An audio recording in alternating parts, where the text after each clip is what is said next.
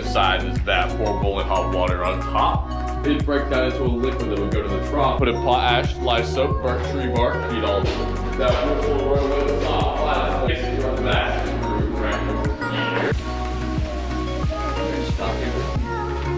here. You never know. You never know.